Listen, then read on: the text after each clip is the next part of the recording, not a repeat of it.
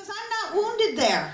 But people that have grown up with wounds may not take your humor and consider it emotional abuse, or I call it corporal punishment. You want to say something? You want to get even with them?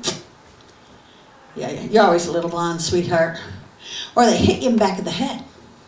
Now you just entered a different category. If you go like this, you're so blonde. Okay, you're gonna see me now turn around. Why? Because you added physical with the emotional. Blocking and diverting, controlling the communication so the person that you're talking to is not allowed to speak. And you decide what's going to be discussed. Accusing and blaming the other person for your anger. You caused me to do it. I wouldn't have responded this way if it wasn't for you. Their insecurity and their irritation is your fault. Judging and criticizing. The you statements. You did this, you did that. Or you're just too sensitive. Psh, I didn't mean it like that, you know it. You're just a nag. Oh, that's a good one for a woman. It's really, a woman might correct you in an area. And if she corrects you right, men, if she's right, receive it. And say, thank you. You know what? You're right.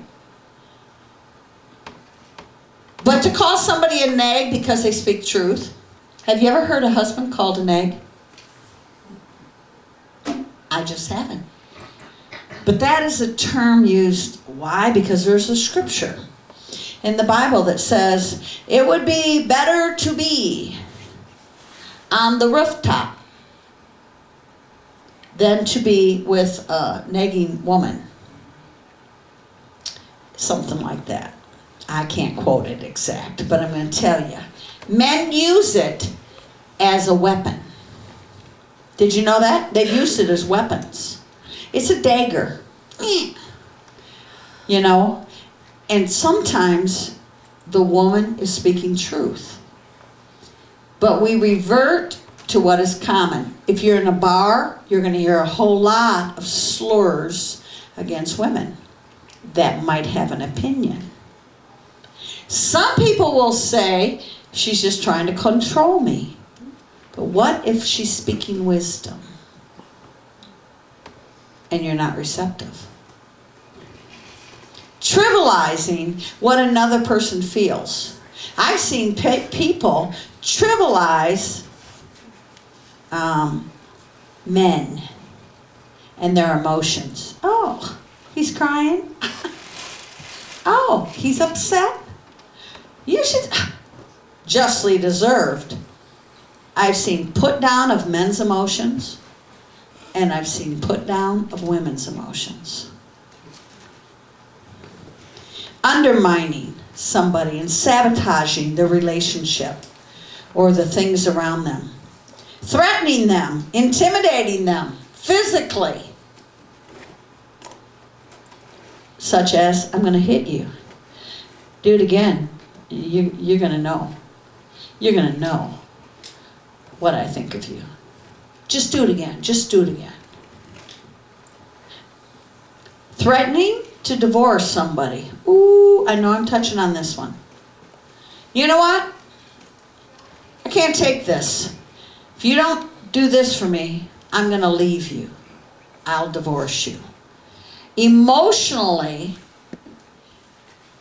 statements, threatenings, name-calling, overly using put-downs and hurtful words, forgetting important things on purpose, ordering people around.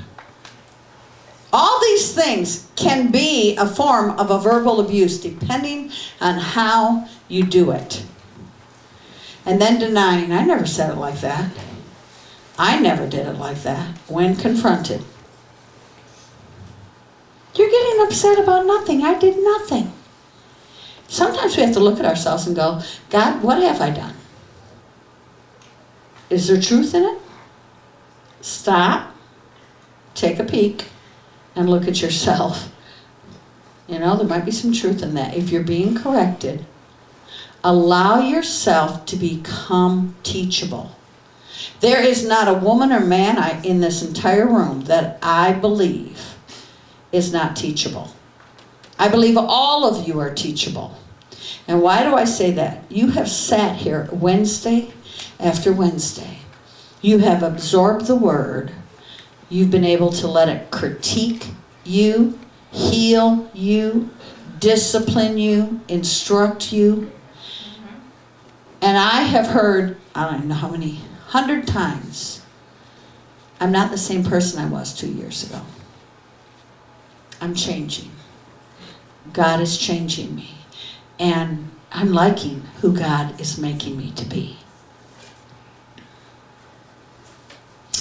PTSD. It's common with people that have been corporal punished. I shouldn't say it like that, but that have been under corporal punishment, or verbal abuse, or physical punishment, or emotional punishment, whatever you want to call it. PTSD is real. I see people flinch. I see people pull back. I have seen people in love with each other, and he moves in to go kiss the back of her neck, and she turns around and slaps him. Where'd that come from? Whew. Sometimes you have to look at that. Where did that come from? As a result, those who have experienced corporal punishment, whether physical or emotional, have difficulty choosing a non-abusive partner. I would call it this: familiar spirits. You recognize a trait that feels so familiar to you that you gravitate toward the same thing. People will say, you know what? My first husband and me, we divorced because he was an alcoholic. And I didn't pick up on it, but so was my second husband. And I didn't realize it until after we were married. And now, I don't know what to do. But I'm going through the exact same pattern that I did in my early youth.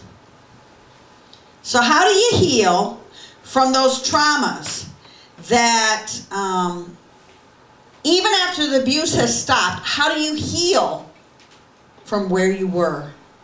How do you move forward? How do you go forward? Many times we manage to free ourselves from an abusive partner, but we can't walk up the hill to heal. It is too painful to recognize it and talk about it. I know person after person that has gone through abuse, and they refuse to discuss it or talk about it. I said, no, it's over. That's it. I'm done with it. I'm never going to mention it again. And they never heal.